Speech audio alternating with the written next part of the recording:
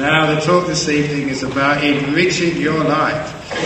Everybody wants to be rich. Why do you want to be rich? Because we think that richness can buy us happiness.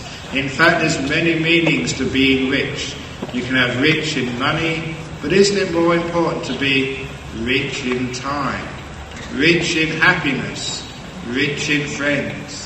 Sometimes we need to know what's really important in life when we want to know what richness is. So this evening I'm going to be talking about becoming enriched in many different levels, many different ways. Because one of the reasons why Buddhism is growing in the West, the fastest growing religion in so many countries, I was being asked this on the way here, is because the practices of Buddhism, if it's chanting or keeping precepts or meditating or the wisdom teachings, they actually help people become better people, happier people, richer in those human qualities of kindness, generosity, charity, forgiveness, all those wonderful qualities which make our life rich. And because that Buddhism can actually give the goods, produce the goods, that's why it's becoming very popular in our world. There's many stories of actually people who, when they come across Buddhism, they actually change and become better people. I was telling some people this afternoon that one of our members, quite a devoted member now, he was a Sri Lankan man who we call in Australia Wesak Buddhists. We call them Wesak Buddhists because that's the only time they come to the temple, on Wesak, once a year. But he'd always come to our temple on Wesak every year. But he started coming regularly. When I asked him why, this was his story. He said he worked for the Department of Minerals and Energy in Perth. He was an engineer, and his boss was an Australian man who was so harsh and unforgiving. He would demand so much work from this Sri Lankan engineer, much more than anybody can do. And when he'd try really hard to do that work, he'd always be criticised, never thanked for his extra effort. He was what's called the boss from hell. And I think many of you might know a boss from hell. And anyway, he noticed that his boss, in the space of only 6 months, changed from being a boss from hell to being a boss from heaven. This boss changed to being so nice, so calm, so understanding, that when he gave him work, he asked, "Can you do this? Is it too much?" He was always praising this man for extra effort and extra work. Because he was such a nice boss, actually this Sri Lankan wanted to work harder for him. But this Sri Lankan man couldn't help but asking his boss, "How come you've changed? If you don't mind me saying, you used to be a terrible boss before, but now you're very nice. What have you been doing?" And this Australian man said, "I found this wonderful temple in Perth, this wonderful Buddhist temple which teaches meditation and wisdom teachings." He said, "Hang on, that's my temple." And when he saw what happens when you listen to good teachings, when you practice good teachings, how it helps you in your life, then he started coming regularly. He comes every week now and hangs out there to look after the monks because he sees that the practice actually does enrich your life. Even another story just to indicate how it enriches your life. There's one of our members, they always wanted to do one of these meditation retreats, which you have in Malaysia and KL as well. You always wanted to do the meditation retreat, which they held in Perth on the weekends. But his wife said, "No, darling, you can't go on the weekend meditation retreat. That's the time when we do our shopping. You've got all your odd jobs to do in the house. We've got to take the children to sport. We've got to do so many things. You've got to do the gardening. It's too busy on the weekend. No, you can't go." So he said, "Okay, dear, I won't go." But the next time there was a retreat, he asked again, "Can I go on the retreat, dear?" He said, "No, you can't go. It's too busy on the weekend." But he kept on asking. Because he was so persistent, One retreat came up, he said, "Dear, can I go on a meditation retreat?" And she got so upset, she said, "Okay, you go on that retreat. You leave me with all the children, with the shopping, with the odd jobs, with the gardening, with taking them here, you go." So he went. She was so upset that he went. But after 2 days of meditation, of learning Dhamma, practicing Dhamma, when he came back after that retreat, he was such a nice husband. He was so soft and compliant, bendable. He was so nice that she was really impressed. She was so impressed that when it came time for the next weekend retreat, he didn't even need to ask. She gave him the money and sent him off. And that's a true story, because these practices actually help you to become a better human being, a happier human being, a richer human being. For example, we started off by teaching you or giving you the 5 precepts, but so many people, they might take those 5 precepts but not understand why you should be keeping them. I've been telling the story many years ago when I was teaching a meditation retreat which was next to a church in Perth.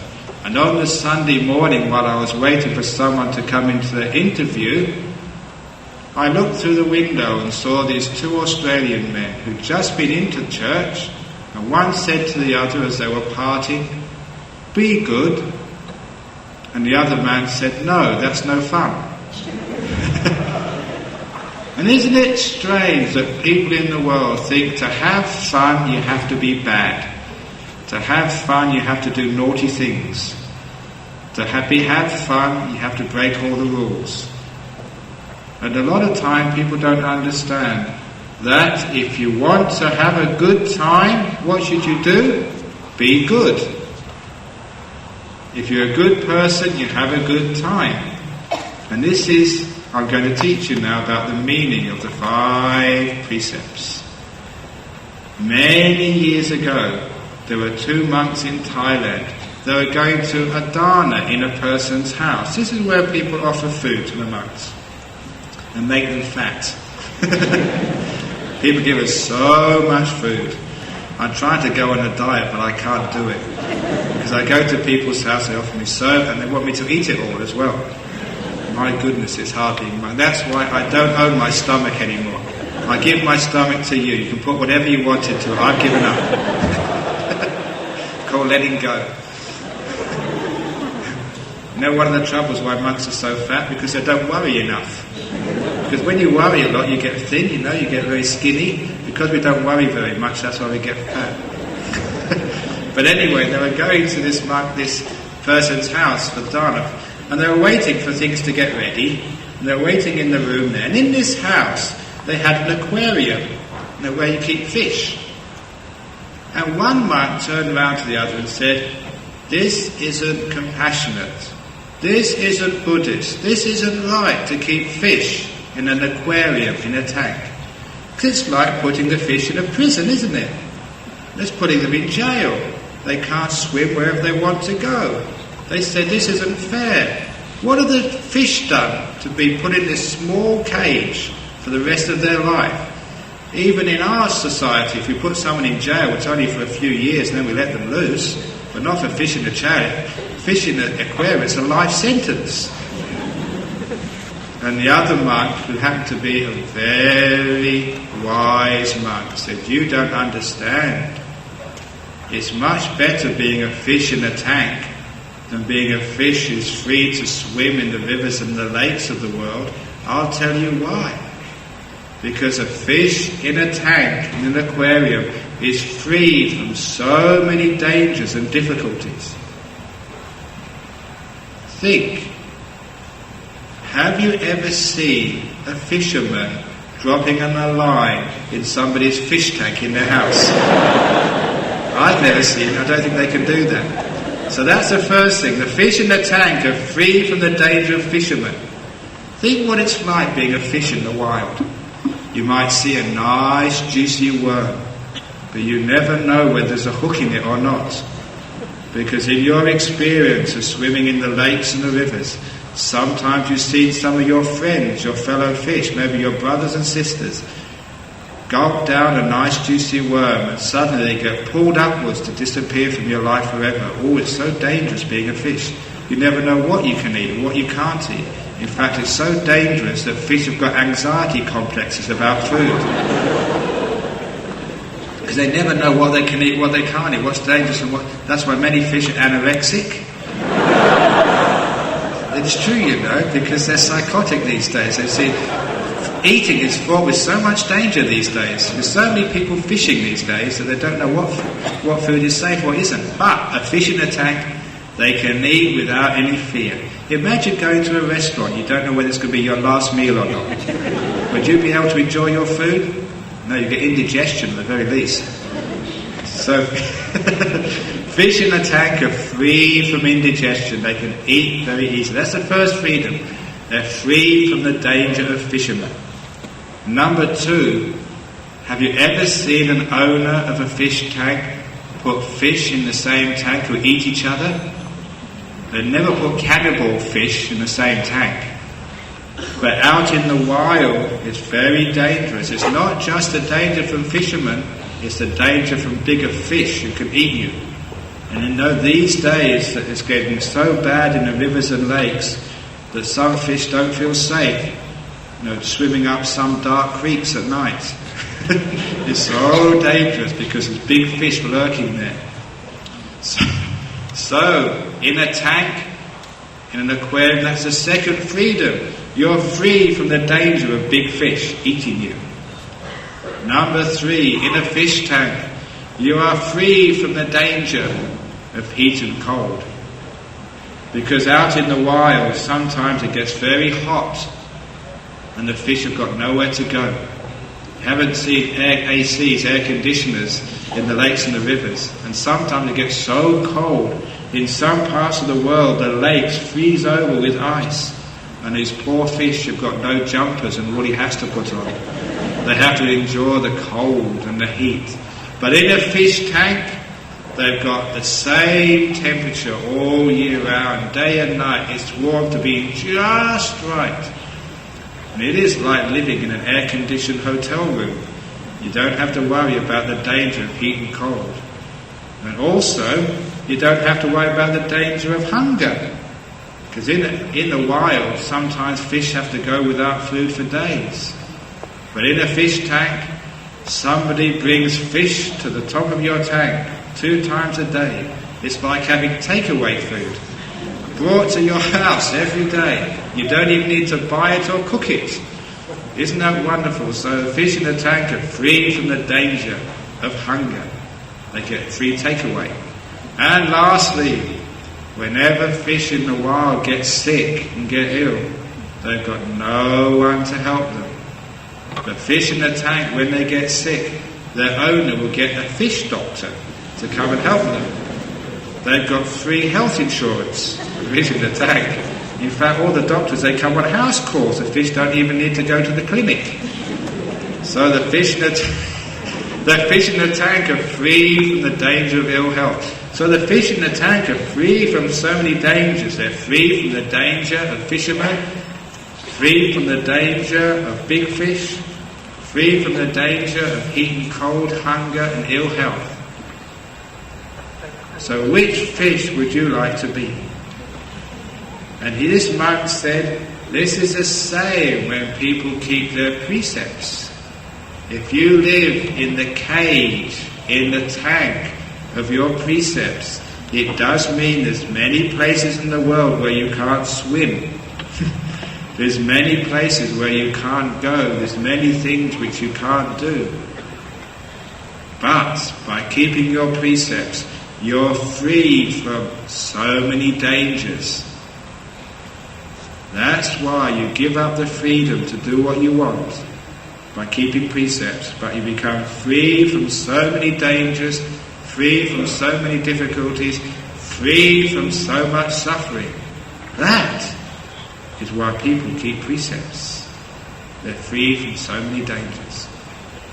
So when we understand why we're good, because it's a trade-off. It's a trade-off between the pleasures of doing what you like and the pleasures of freedom from problems and troubles. That's why the Buddha kept on saying, if you keep your precepts, actually you don't have a hard time, you have a happy time. That's why I keep telling people that I'm keeping heaps of precepts, 227 precepts and a lot more. I think the more the merrier. Give me more precepts. Because they keep you happy. I've been telling a story to many people. I told it last night in the Klang Centre, but I'm going to tell it again because many people didn't hear the story about the danger of drinking. Because that's one of the precepts which many people break. And I'm telling the story of this man in Sydney who was drinking, and he was driving on his way home. And if you drink and drive in Australia and you get caught by the police, you're in big trouble. The same in Malaysia, I've heard. And this man had been drinking. He was driving home. He thought he'd be safe, but he came to a police roadblock. The police were checking everybody to see how much they'd been drinking. There was no way out. Actually, another disciple of mine, she'd just come from Thailand, she got stopped by the police as well. And the policeman asked her, have you been drinking? She said, yes. So they gave her the breath test. It was 0. He said, what have you been drinking? She said, orange juice. See? She'd only just come from Thailand. She was telling the truth. The policeman was very upset. Get out of here, he said. That's true, she told me that. Because she didn't know good English, she didn't know what it meant. But anyway, this particular man was in big trouble. He was queuing up in line, there was no escape. He thought he was really done for. When it came to his turn, he got out of the car to blow into the tube. And he couldn't believe his luck, because before he was handed the tube, there was a sound of a crash, a rear-end collision up the road. Because it was a roadblock, one car had been going too fast and hadn't seen the roadblock, and had banged into the back of another car. And the policeman told this man, sir, get in your car and go home. It's more important that I look after this accident than I test your blood alcohol level. He thought he was so lucky, he came so close to getting caught. He was out of the car, waiting to breathe into the tube.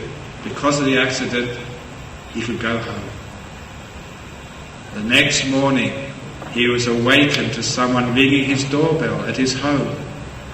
He dressed quickly and went downstairs, and he opened his door to see 2 big Sydney policemen standing outside. At first he was afraid, but then he thought, I'm not driving now. They can't arrest me for what I did last night. So he decided not to be afraid. And the policemen weren't going to arrest him, at least not yet. All they did was to ask him, sir, can we look in your garage?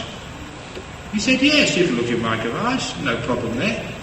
So he opened his garage doors, and as soon as he opened those doors, he almost died of shock.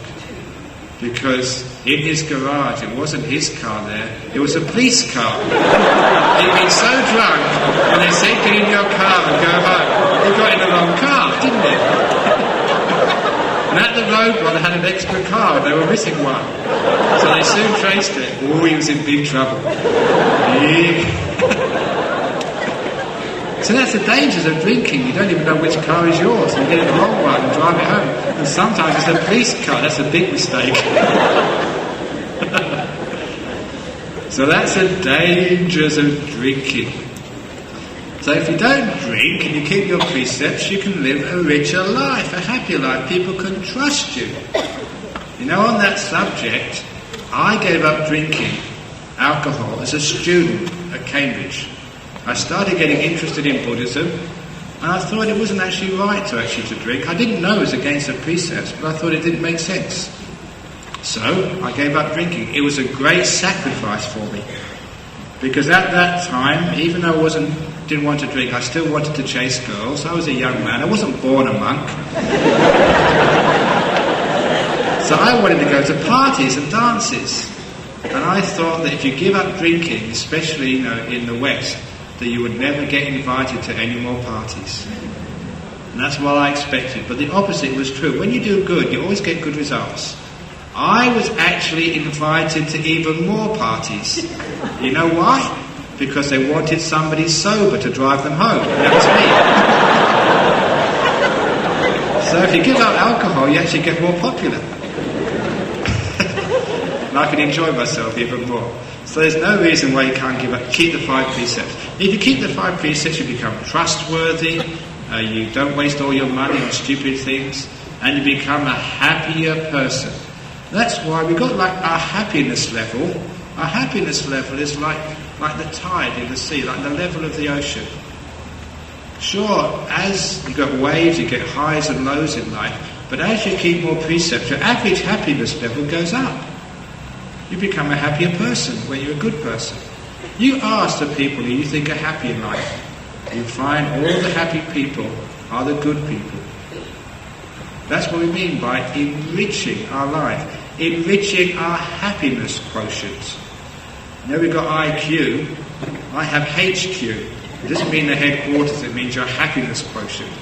To see who's the happiest person in the world. Now in the world, we measure richness usually by how much money you've got. But that's not the way of Buddhism. You may all know that the Buddha said that contentment is the highest wealth, is the highest richness. That's why I always ask people, who's the wealthiest person in the world? Who's the richest person in the world? And it's not Bill Gates. It's not the Sultan of Brunei. It's not the owner of Walmart. The richest people in the world you'll find in monasteries, people like me, because I'm content. And I'm really upset that Forbes magazine never put me in the list of the richest. It's true, isn't it? Contentment is the highest happiness, it's richness. Because doesn't that make you happy to be content? I've seen many rich people in the world. And one of the rich people I knew in Perth, they had this huge mansion in Perth by the river. I went to do a blessing ceremony in their house. And this is a true story. I asked to go to the washroom, to the toilet. They had to draw me a map to get there. It was such a big house. It's true, they drew me a map. And when I found out that this lady lived all alone in this big mansion. She had no friends. She was afraid of her family, that they were going to somehow sort of kill her to get the inheritance or try and ask for money from her. She was even afraid of me because I might ask her for a donation for my temple. That's why rich people don't even like monks, because they think that monks are coming there not to be friends but to ask for something. So that's one of the problems about being wealthy in the world. And how much money do you need? There's a story of the Mexican fisherman. Once there was a fisherman in Mexico who came in just before lunch with his morning catch. On the dock was an American on holiday, on vacation in this very beautiful fishing village. After the Mexican had unloaded his catch, he went up. The American went up to the Mexican and said, "I'm a professor of business studies from Harvard. I'm on vacation here. I've seen you've come back very early in the day. You shouldn't be so lazy. You should stay out later in the day, and then you can make more money."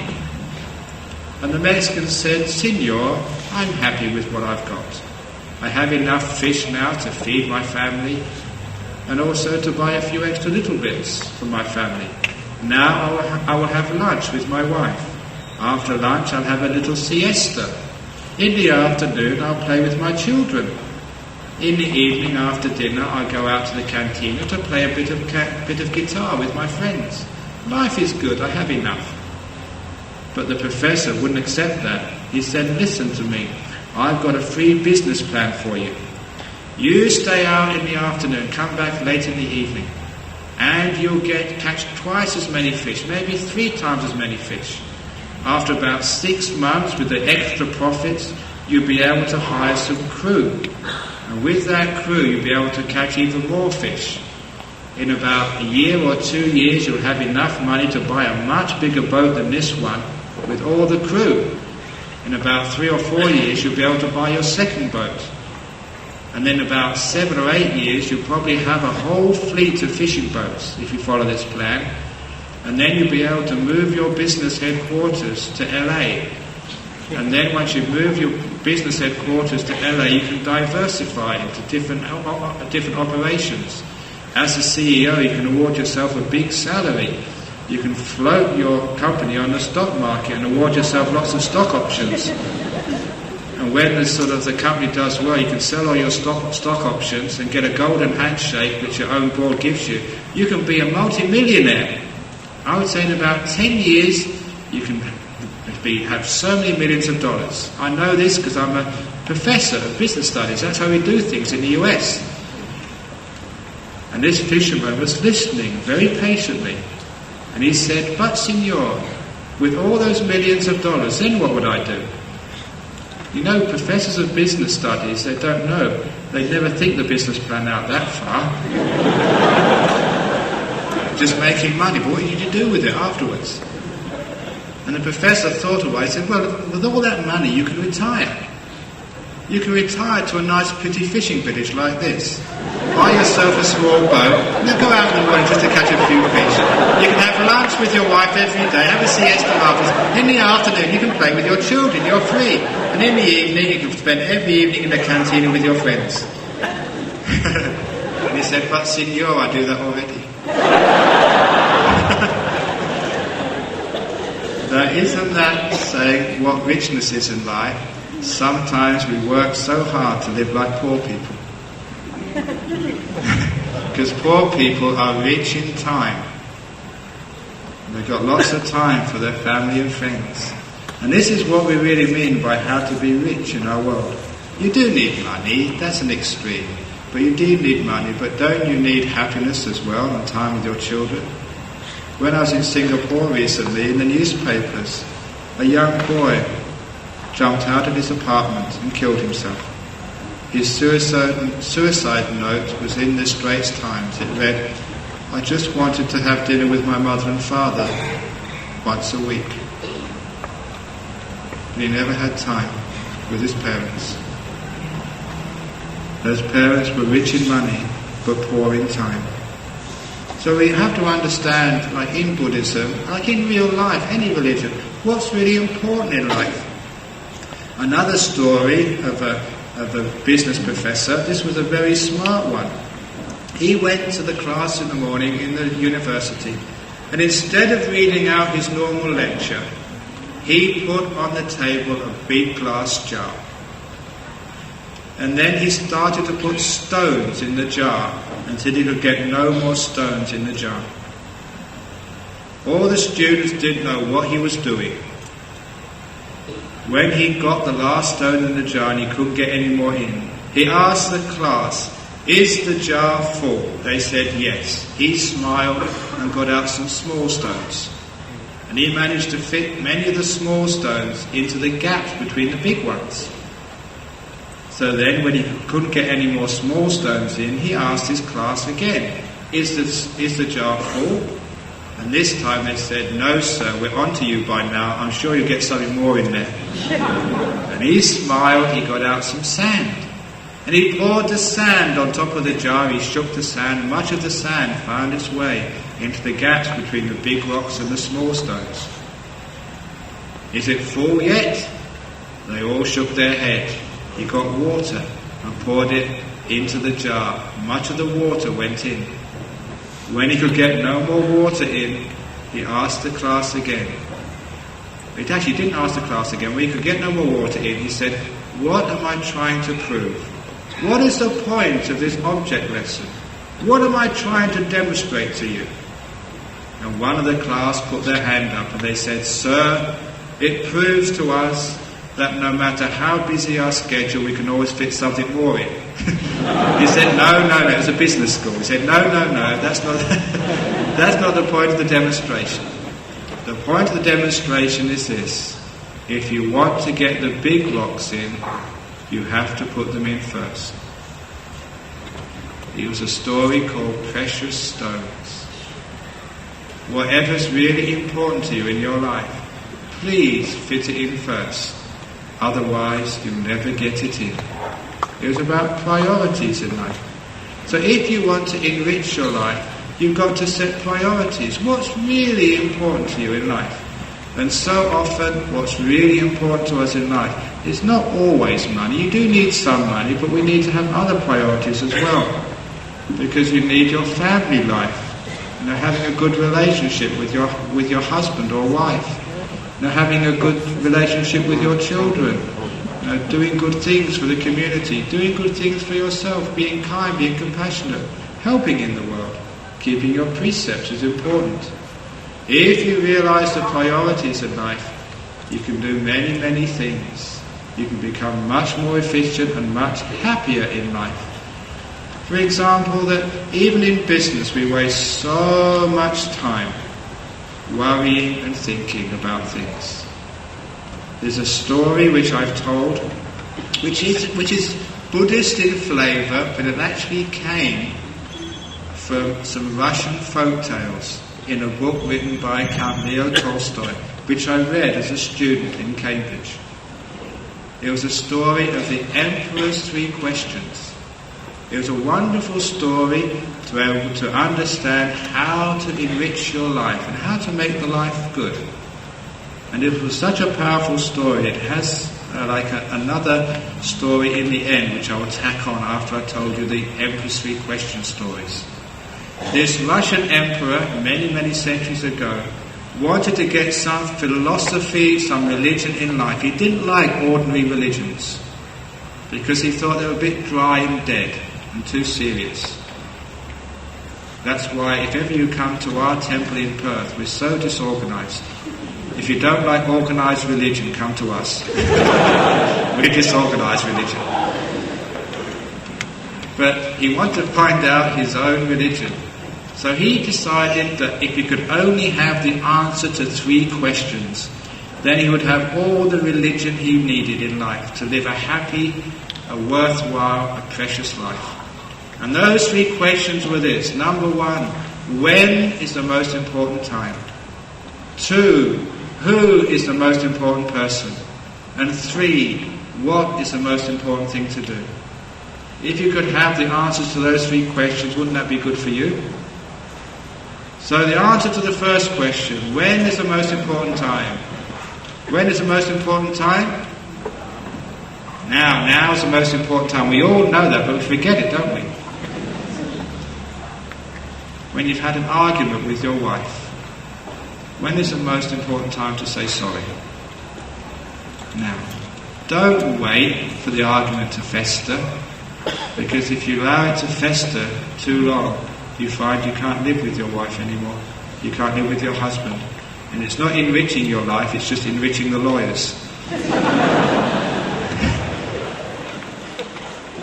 So now's the most important time. If you want to tell your no cup of tea. Very good. Now is the most important time to give them like a cup of tea. That's very good. Thank you. And now is the most important time to say thank you very much as well. So if anyone does anything kind for you, now's the most important time to tell your parents how much you respect them. To tell your children how much you care for them. So often, isn't it the case in life, we never tell each other at the right time how much we mean to each other? You know, when my father died, I felt guilty. Because as a young man, I used to like playing my Jimi Hendrix records. He used to like Frank Sinatra. I always won because Jimi Hendrix was much louder. You know, when he died, I was only 16. I felt so sad. I felt guilty. That all the things which I'd done, you know, as a son to my father, which I shouldn't have done. And all the things which I should have said, how much I loved him, how much I cared for him, how much I respected him. And when he was dead, it was too late. They always taught me how important now is. Now is the most important time. So whatever goodness you want to do it now. Sometimes the opportunity doesn't come again. That's actually enriching your life. Don't put good things off till tomorrow. Only put bad things off till tomorrow. But who is the most important person? Now this is the interesting question. If you know the answer to this because you've heard me speak before, be quiet. Shh. Who is the most important person? Yourself. All of those who think oneself is the most important person, put your hand up.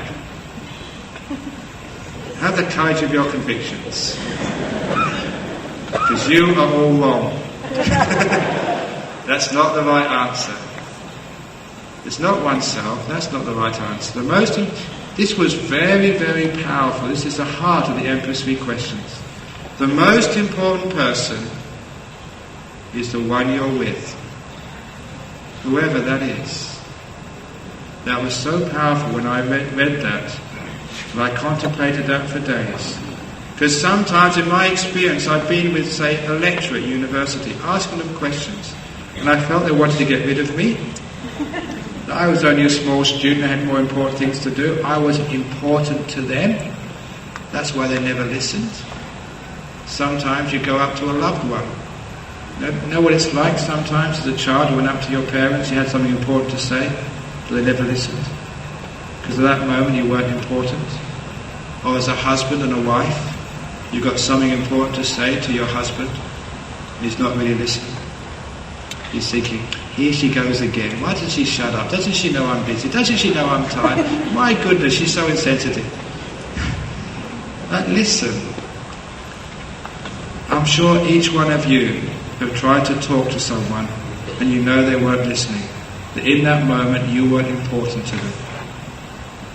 If you know the answer to that second question, it makes all your relationships with your husband, with your wife, with your children, with your parents, even with your business clients, so much more rich and so much more profitable.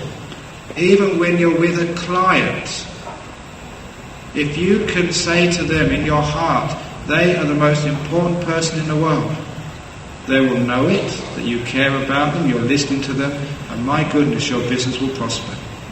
You'll be listening to them fully and they will like to do business with you. So that's a wonderful business slogan. The one you're with is the most important person in the world. But very often, you're with nobody at all. And then who are you with? Then you're with yourself. That's why, who is the first person you say good morning to in the morning? You. I always say that, good morning me, here I am again. And who's the last person you say good night to? I say good night to me. Good night, Ajahn Brahm, have a good sleep. That's the first person you see in the morning. That's the last person you see at night. Most of the day you're with yourself. And that's why you, most of the time, are the most important person. And what's the most important thing to do? The answer was to care.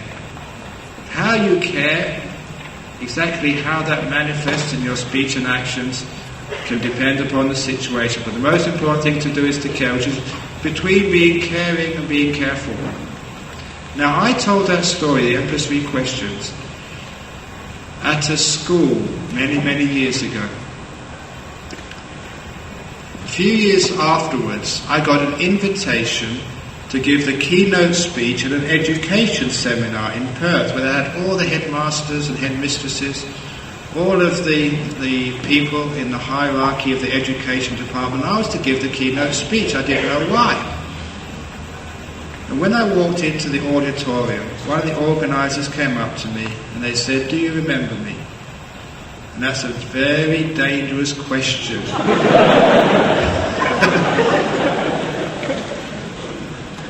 And so I decided to keep my precepts and be honest. I said, "No, I don't." She laughed. And she told me that 7 years previously I'd gone to her school where she was headmistress and told the story of the Emperor's Three Questions. And that had changed her whole life. A few weeks later she resigned. And she started a program, an education program in Western Australia designed for the street kids, the child prostitutes, the people living on the streets, the drug addicts who weren't going to school, the people who had dropped out of the education system. And the whole program was based on the Emperor's Three Questions, which I told her 7 years previously. She went to see those kids on the street, teenage prostitutes, young drug addicts.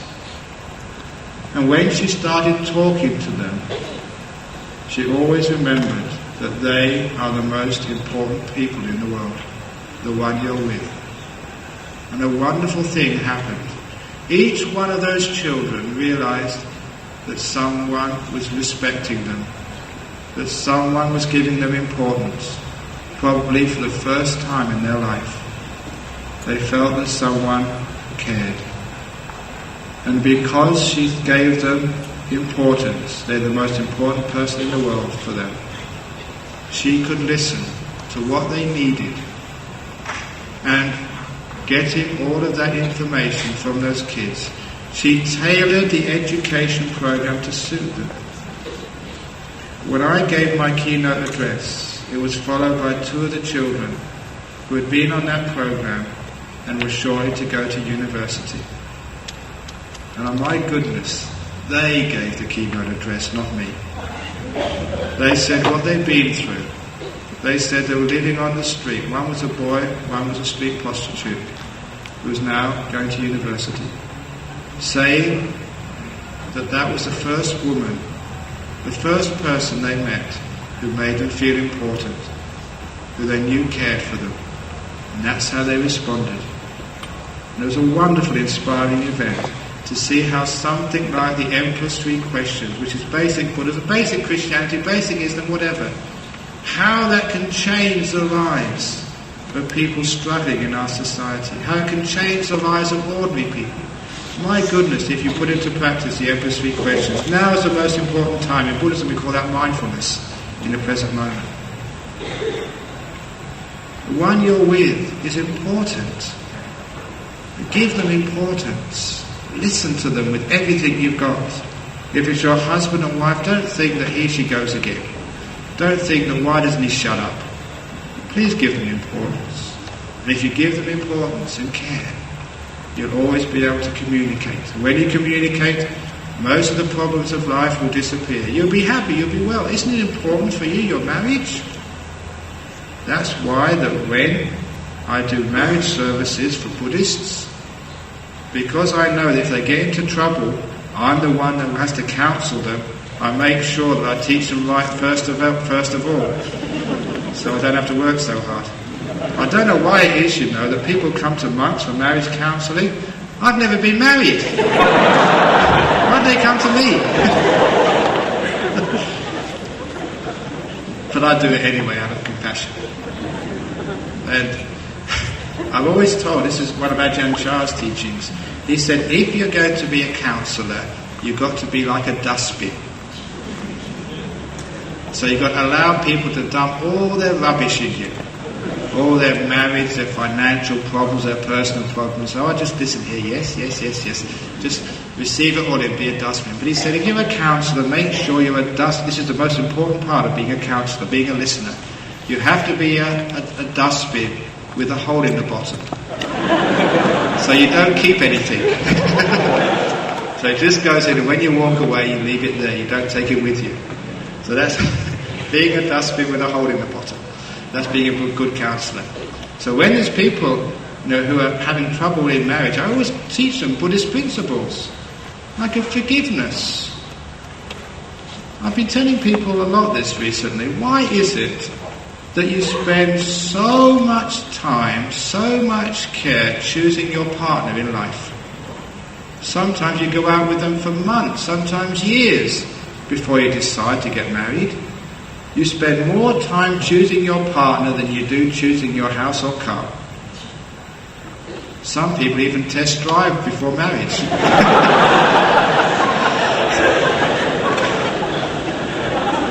But even though you spend so much time choosing your partner, you can't love them unconditionally. But you don't spend any time choosing your children. You don't even know whether they're going to be a boy or a girl. You don't know how they're going to turn out. But even though you don't choose your children, you will love them unconditionally for life. why is it you can't love your husband for life? Or you can't love your wife unconditionally? Now really, if we want to live a happy life together, a rich life together, we have to learn some of the tricks of how to live at peace together. This morning in the BTF, I was telling one of Ajahn Brahm's famous stories of the chicken and the duck. If you want to know how to live happily as a married couple, listen carefully. A couple had just been married, and one evening after dinner they went for a nice walk in the forest together. And in the forest they heard a sound, quack, quack, quack, quack. And the husband said, "Oh, listen dear, that's a chicken." And the wife said, "A chicken? Are you crazy dear? That's a duck." And he said, "No, darling, that's a chicken." She said, "It's a duck." It went quack, quack again. "There you are, it's a duck." He said, "No, that's a chicken." She said, "It's a duck." He said, "It is a chicken." And she raised her voice and said, "That is a duck. D-U-C-K, duck. Got it?" And he said, "It's a chicken." And she remembered why they got married. And so she looked him in the eye and said, "I'm sorry, darling, you're right. It is a chicken." And it went quack, quack again. And they held hands and they had a lovely walk all the way home. Wasn't that a wise woman? The moral of that story is, who cares whether it's a chicken or a duck? Isn't it more important that a couple have a lovely evening together in love and harmony? That's the first point. That was a smart woman. Now, the last time I told that story a few days ago, it was a woman who said it was a chicken. This time it was a man who said it's a chicken. In order to keep gender inequality, I always change it around from one story to the next. Although they get into big trouble these days. So that's the first thing, that who cares? Isn't it more important that they have love together? How many of your arguments at home, you married couples, are all chicken and duck stuff? Small things, unimportant things which you get so upset about. And the second thing, have you ever been wrong? Even though it went quack quack, it could have been a chicken impersonating a duck. Maybe it was a genetically modified chicken. Clone. So we think we're right and sometimes we're wrong, don't we? I'm going to make a confession. I made this confession some years ago. There's been many scandals with monks.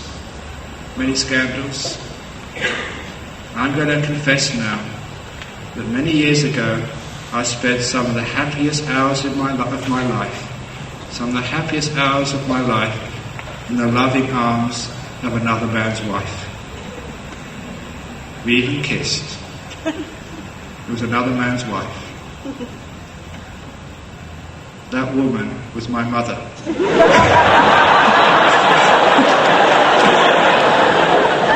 I spent some of the happiest hours of my life. We kissed. I was a little baby at the time. And she was another man's wife, wasn't she? My dad's wife. Now, the reason I told that story, did you think, oh my goodness, Ajahn Brahm's broken his precepts? How easy it is. We judge people, we don't listen to the full story. It could have been a chicken impersonating a duck. That's what we mean. Sometimes you never know the full story. When I first told that story in Perth, it was a time when there's lots of scandals. A couple of people went for the door. I had to tell them very quickly before they gave up on me. See, it's so easy to judge, isn't it? So,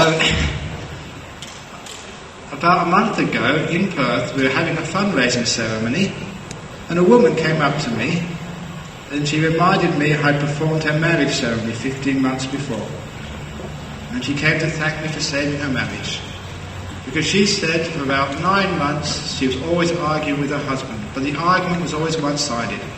She would argue, she would complain, he'd just stand there. You know, like men are like. He'd just stand there and she'd argue, she'd complain, he'd just stand and smile. He would never argue back. After about 9 months, she got so frustrated, she argued with him, aren't you concerned about our marriage? Aren't you concerned about the problems and difficulties? We don't discuss them. Why are you just standing there whenever I get angry like this? And she told me her husband just said 2 words. Chickens, ducks. And then she suddenly remembered the story which I just told you, which I told at her marriage. And then she said, oh my goodness, husband, you're far more spiritually advanced than I am. You remembered the story, but I didn't.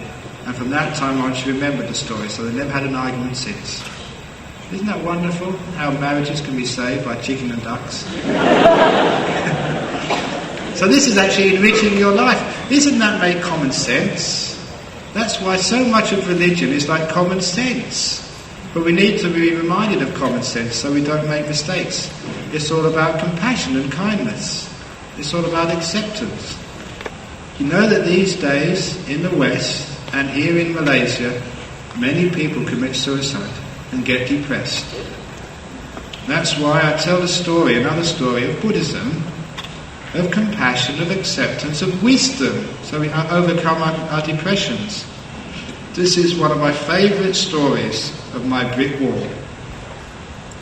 In my monastery in West Australia, 19 years ago when we started it, we didn't have any money.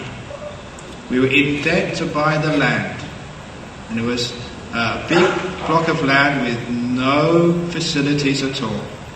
The very first night I had to sleep out under the trees. I learned what it was like to be a kangaroo. It was so cold. And because we had no money, any donations which we got, we could only buy building materials. As for builders, we had to learn ourselves how to build. Remember, I was a theoretical physicist before. I never done building before, and now I had to learn how to mix concrete, how to lay bricks, how to put on a roof, how to do plumbing and electricity. I learned the whole lot. We used to call our monastery the BBC, the Buddhist Building Company. Now, when you lay bricks, it's not an easy thing to do. You put some mortar down, you put the brick on top, and to make it level, you have to tap down a corner. When you tap down one corner, another corner goes up. So you have to tap that corner down, then it goes out of line. So you have to tap it back into line again, then the first corner goes up again. It takes a long time to get that brick level, but I had all the time in the world. I was so patient, so I wasn't being paid. So when I finished my first brick wall, I took care on every brick was right. When I finished the wall and stood back to look at it, to my great horror, to my great dismay, to my great suffering, in the building industry, when we make a mistake on a person's house, we call it a feature. And we charge our clients a couple of $1,000 more extra. I thought, isn't that wonderful? Because your mistakes, they're really features of your life. That's actually where you learn. And so we allow ourselves to make mistakes, as long as there are only 2 for every 998 good things we do. And as human beings, we do much more good than bad. When we can admit our mistakes and allow our mistakes and see the good things as well, then we are happy. We're enriching our lives. It means we can forgive. The reason why we can forgive is because we see there's other good qualities in that person, not just their faults. If all we see is bad qualities, then we'll never be able to forgive. If all we see is our own bad qualities, we feel guilty. We don't think we deserve forgiveness. The simile of the brick wall is remembering all your good qualities as well as the bad qualities, so you can forgive. Sometimes there's always a few bad things which happen in life. To finish off this talk, so I'm going a bit over time. Even in the time of death, one of the times of life which is for many people so hard to bear. Not only do I tell jokes at funerals, but I also tell meaningful stories. This story is from my own father's death. Because I already mentioned he died when I was only 16 years of age. When he died, I never cried. At his funeral, I never felt sad.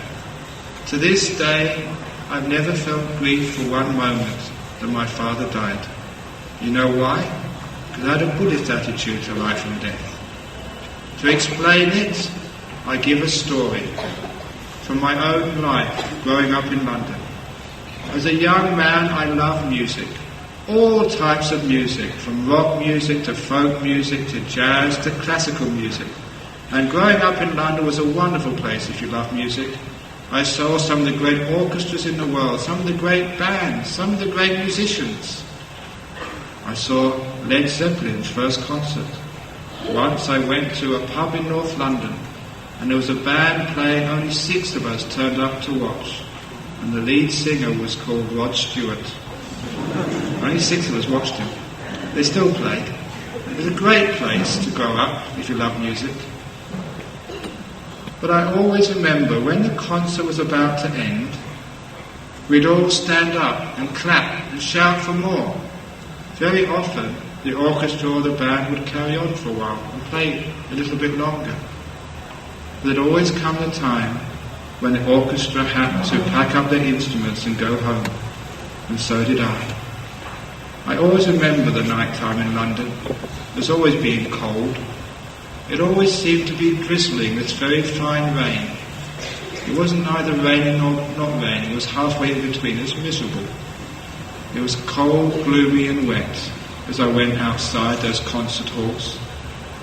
But even though I went out into the gloom, never once did I feel sad that the concert was over. Never once did I feel upset the music had ended. After a great concert, I always thought how lucky I was to have heard such wonderful and inspiring music. All that music was running through my mind as I walked home into the cold, gloomy, wet London night. I was inspired with gratitude. What a great time that was. What a marvellous performance, and how lucky I was to be there at the time. And that is exactly how I felt when my father died. I was clapping at the end for more. He did actually come very close to dying many times, and we managed to clap him for many encores. And when he died, in my heart, what a marvellous performance that was, Father. What great music that was. What a great time we had. How lucky I was to have been there at the time. I never felt sadness. I felt inspiration and gratitude of having known my Father. It's a different way of looking at what's been taken away from us, because we remember what we've had. Not just seeing the 2 bad bricks of a death, but seeing the 998 good bricks of all the days you've known that person has now passed away. Like a wonderful concert, knowing people, knowing your friends and loved ones is a great inspiration for you. So this is how we can enrich our life, even in the time of death. All the stories which I've told this evening, no matter if you're a Muslim, a Christian, a Hindu, a Jew or a Buddhist. You know what my name means, Brahm? It's B for Buddhist, R for Roman Catholic, A for Anglican, H for Hindu, and M for Muslim. Brahm. And no matter what religion you are, all these stories I hope will enrich your life. This is not empty religion which just teaches theories and things which you can't believe or you can't actually make sure are true. These are things which make your life happier and more meaningful, enriching life. With stories like how to deal with death in the simile of a concert, how to deal with depression with the simile of the brick wall, why to keep in precepts means you're free from so many dangers. All these stories to help you enrich your life. The story of the Mexican fisherman, so you know what's important, how much you really need in life to be happy. And the story of priorities. And most importantly maybe, chickens and ducks, so you never get into argument with your loved ones and friends. Its friendship is much more important than being liked. So I leave those stories with you this evening to enrich your life, to give you greater happiness and peace, so there's more happiness in the world no matter who you are, no matter where you go. Thank you.